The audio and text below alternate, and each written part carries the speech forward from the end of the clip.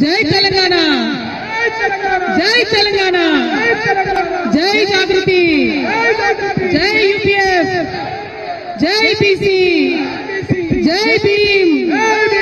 అందరికీ వందనాలు.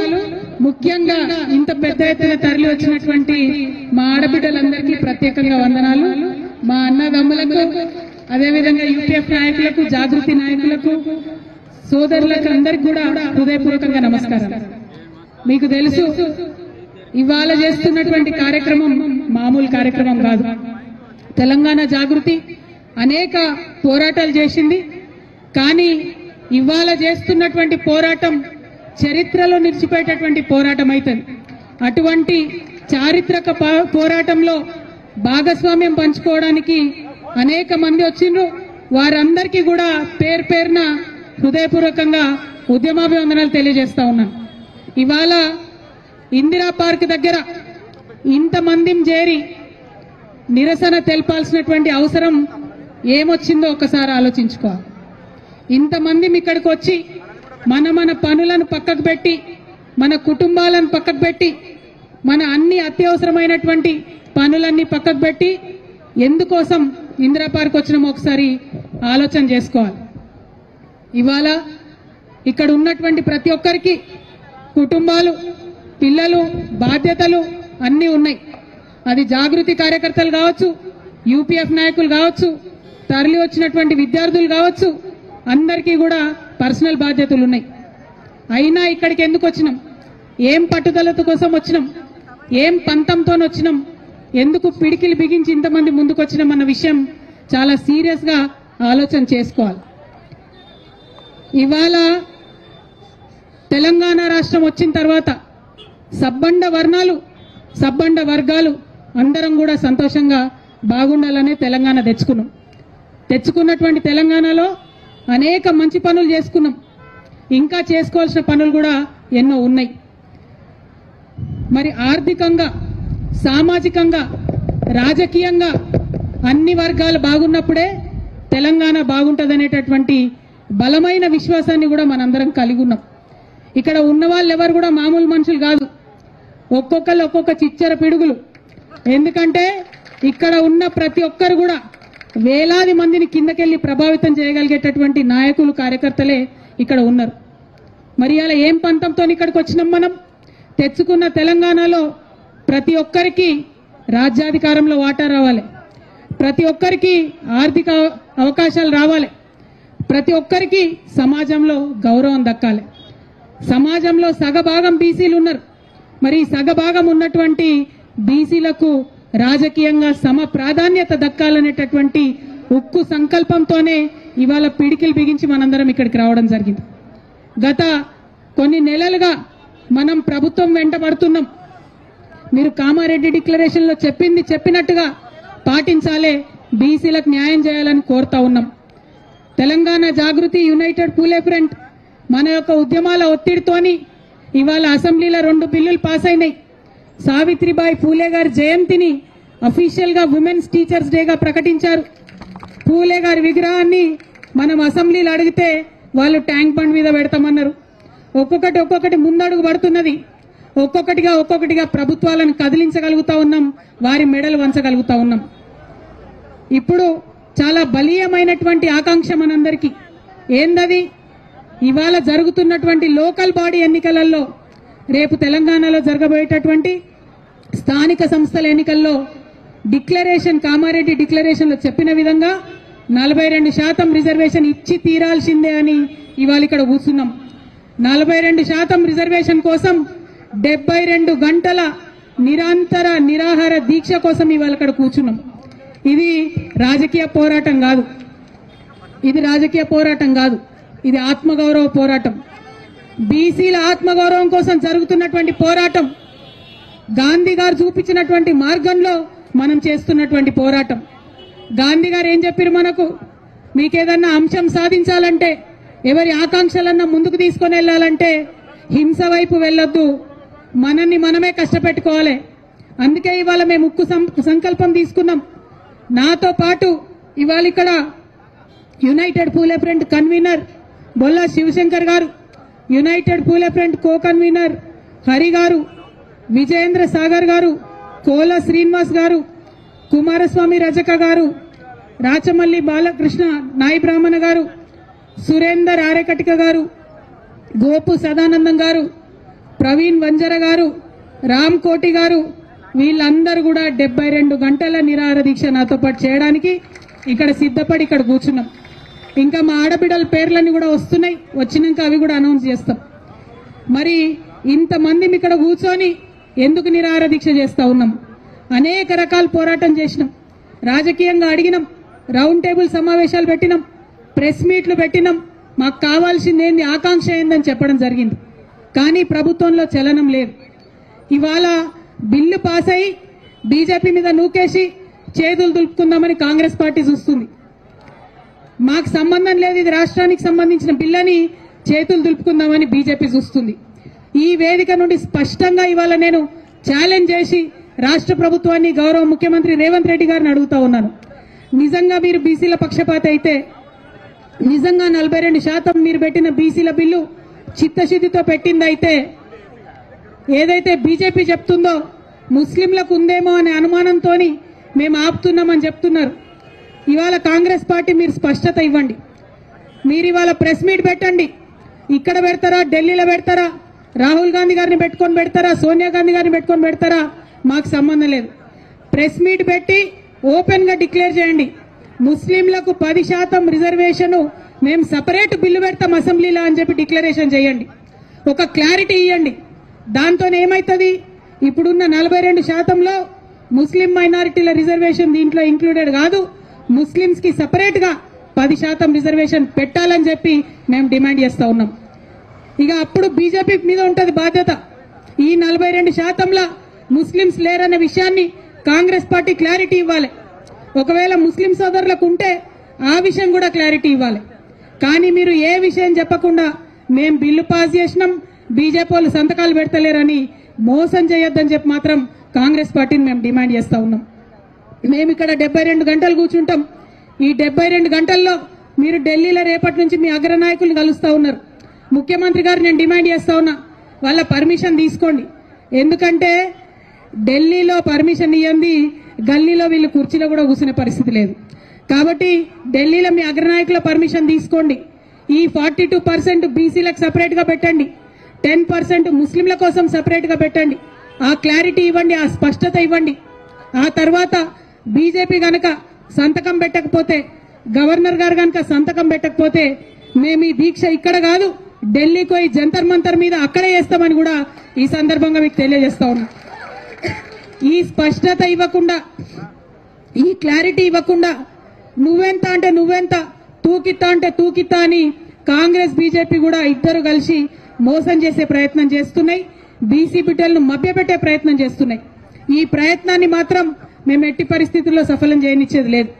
ఇక రెండో విషయం, మేము 72 గంటలు దీక్ష చేస్తాం, మేమే అన్నం తినం, మేమే నీళ్లు తాగం, 72 గంటలు ఇక్కడ కూర్చుంటాం మా బీసీ బిడ్డల కోసం అంటే ప్రభుత్వం భయపడుతోంది, పర్మిషన్ ఇస్తలేదు.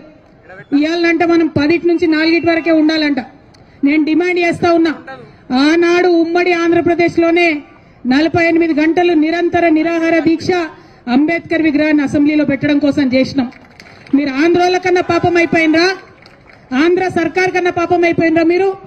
ఆనాడు ఉమ్మడి ఆంధ్రప్రదేశ్ లో సమైక్యాంధ్ర పాలకులు కూడా పర్మిషన్ ఇచ్చిండ్రు. ధర్నా చౌక్ ఓపెన్ చేసినా అని చెప్పి ఢిల్లీలో గప్పాలు కొడతారు మన ముఖ్యమంత్రి గారు, కానీ మాకు పర్మిషన్ ఇవ్వడానికి ఎందుకు భయపడతా ఉన్నారు? మేము ఇప్పుడు మళ్ళీ డిమాండ్ చేస్తున్నాం ప్రభుత్వాన్ని, మాకు 72 గంటల నిరంతర నిరాహార దీక్ష కోసం పర్మిషన్ ఇవ్వాలి. हम दिन में भी यहीं पे बैठेंगे, रात में भी यहीं पे बैठेंगे, लेकिन जिद नहीं छोड़ेंगे, पानी नहीं पिएंगे, खाना नहीं खाएंगे, जब तक बीसी का बिल नहीं लाएंगे. మరి అందుకోసమే ప్రభుత్వాన్ని అడుగుతా ఉన్నాం, మీరు మంచి మాట కమాన ఇవ్వండి, లేకపోతే ఆల్టర్నేట్గా ఇవాళ 12కి మేము కోర్టుకు కూడా పోతున్నాం. న్యాయస్థానం అన్నా మా న్యాయమైనటువంటి ఆకాంక్షకు మద్దతుగా నిలబడుతుందని చెప్పి మనస్ఫూర్తిగా మేము నమ్ముతా ఉన్నాం. అంత దూరం తెచ్చుకోకండి, కోర్టు చేత మొట్టికాయలు తినకండి, ఇమీడియట్ గా పర్మిషన్ ఇవ్వండి అని ప్రభుత్వాన్ని డిమాండ్ చేస్తా ఉన్నా.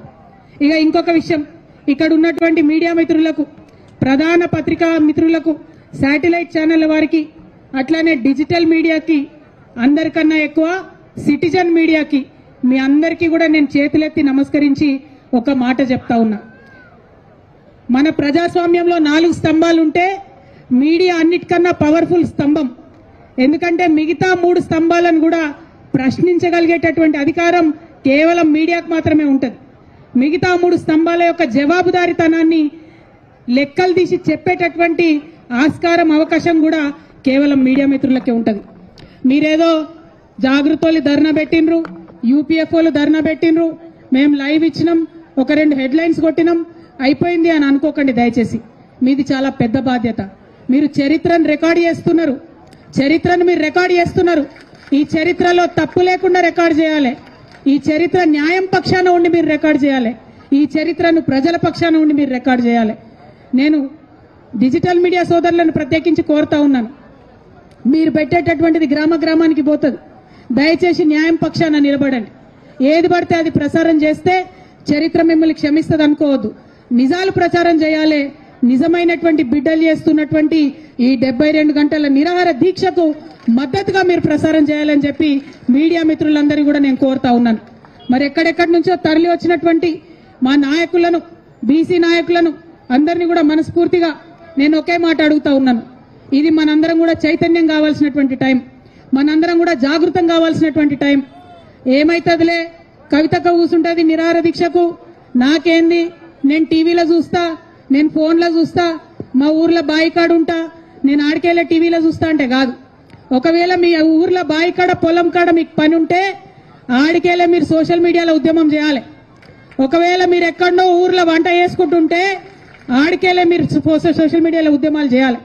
ఎక్కడైనా అవకాశం ఉంటే మీ మండల కేంద్రంలో బీసీ సంఘం నాయకులు, అది ఎవరన్నా కానీ ఏ పార్టీ అన్నా కానీ నాయకులు మీటింగ్ పెట్టి బీసీ హక్కుల కోసం మాట్లాడితే ఒక అడుగు ఆడికి పోవాలి, ఒళ్ళు నొప్పించుకోవాలి. జిల్లా కేంద్రంలో ఎవరైనా మీటింగ్ పెడితే ఆడికి రావాలి, మద్దతు ఇవ్వాలి.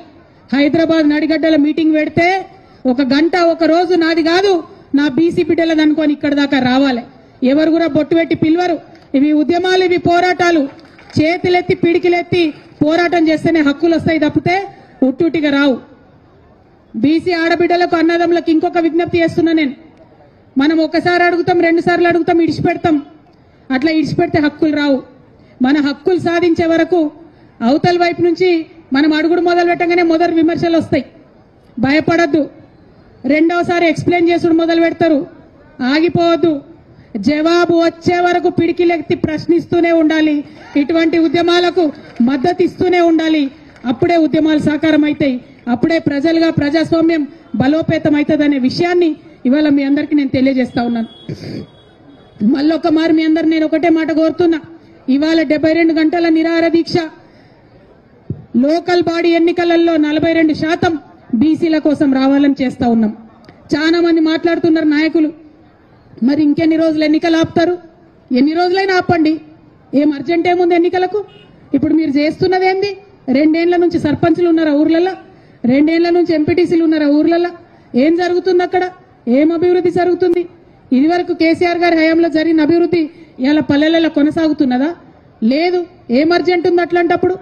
ఎన్నికలు పెట్టే ముందు ఖచ్చితంగా మా బీసీలకు హక్కులు వచ్చిన తర్వాతనే ఎన్నికలు పెట్టాలని డిమాండ్ చేస్తా ఉన్నాం. ప్రభుత్వం కొట్లాడాలి, న్యాయస్థానంలో కొట్లాడాలి. తమిళనాడులో ఇట్లనే 9 ఏళ్ళు ఎన్నికలు పెట్టలే. బీసీల హక్కులు సాధించుకున్నాకనే, బీసీలకు రిజర్వేషన్ వచ్చినాకనే ఎన్నికలు పెట్టుకున్నారు. మనమేం తక్కువ? అంటే తమిళనాడుకి ఇచ్చినట్టు 69% మనకు లేదంటారు. ఎందుకు లేదంటే అక్కడ వాళ్ళు ఉడుం పట్టు పట్టినరు, మాకు అవసరం లేదు ఎన్నికలు 9 ఏళ్ళు అని చెప్పిండ్రు.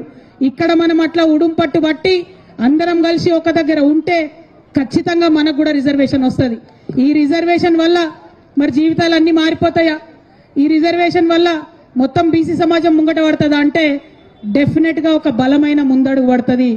రాజకీయంగా మన వాటా మనకు వస్తుంది. ఇవాళ లోకల్ బాడీలల్లా, సర్పంచ్లల్లా, ఎంపీటీసీలల్లా మన వాటా మనకు వస్తే రేపటి నాడు ఎమ్మెల్యేలల్లా, ఎంపీలల్లా అడగొచ్చు. రేపటి నాడు ముఖ్యమంత్రులు అయ్యే దగ్గర అడగొచ్చు, నిలబడి మా వాటా ఏదని అడగొచ్చు. దానికోసం ఇది ముందడుగు అవుతుంది. ఈ విషయాన్ని దయచేసి బీసీ సమాజం అంతా కూడా గుర్తించాలి, గమనించాలి.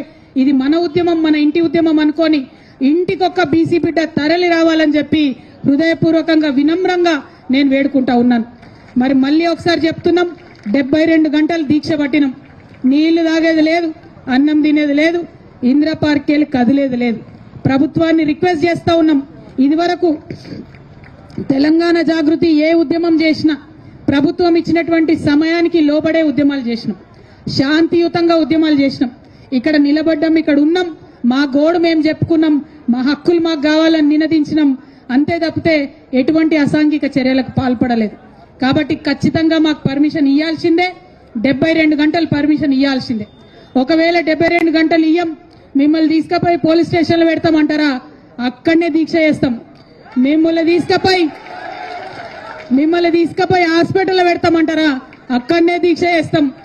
మిమ్మల్ని తీసుకుపోయి ఇంటికాడ ఇడిచి పెడతామంటారా? ఆన్నే రోడ్డు మీద కూర్చొని అక్కడ కూడా దీక్ష చేస్తాం. పంతం ఇడిచేది లేదు, వెనక్కి వచ్చేది లేదు, హక్కులు సాధించే వరకు మడమ తిప్పేది లేదు. ఈ విషయం ప్రభుత్వం గమనించాలని చెప్పి నేను కోరుతున్నా. ఇక చాలా రాజకీయ పార్టీలు రకరకాలుగా మాట్లాడుతున్నాయి. రాజకీయ అంశాలు మనం చూస్తూనే ఉన్నాం, అన్నలందరూ మాట్లాడతారు.